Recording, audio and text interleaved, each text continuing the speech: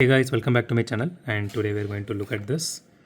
So this is the Mclaren P1, and this one is only one in the box from the JKs, and this one is the Quarter Mile Heroes.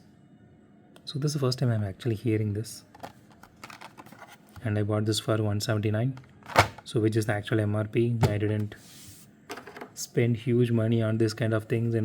If I'm going to spend huge money on a diecast car, then it is not going to be Hot Wheels. The quality of Hotwheels is really laughable nowadays. And I recently saw this Optimus Prime one. Anyway, we are not going to get that in India, but I saw that for $80 retailing, and scalpers are already already pre-selling it for pre-selling or pre-sale. Okay, pre-selling, whatever it is, for like $140, $120. That is atrocious, man. And I will buy a better brand. Like you can see here, these are my stores, and I don't keep mini GTs outside because these boxes, it's a bit smaller for mini GTs, because the rear view mirrors are actually made of some kind of rubber or silicone, so that will get crushed if I keep it in this box. So I'm not keeping that there. I'm just keeping it in the original box, and I'm just saving those because I love those mini GT cars, and pop race as well, for that matter. So okay, the first impressions of this car are like the paint job looks really amazing, and so when the light shines exactly in a specific angle, I don't know if you guys can able to see it in the camera, but it gives a pearlescent look, like you are holding a pearl, that kind of thing I'm talking about. Like you're holding a pearl and shining some light on it, it gives you that shiny look, right? It is giving that exact look, which is really beautiful. So I'm really happy that I got one more Mclaren here that has that glittery black. So I personally prefer this one because it's a bit bright and it has that shining to it. So, and again, the headlights are actually painted.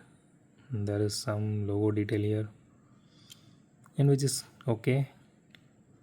And so the entire chassis is actually plastic, body is metal, spoiler is also metal.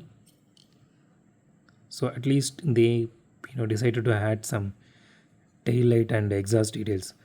Excuse. See, the exhaust area is actually painted. It is not any indent or something like that. It is just painted. Okay.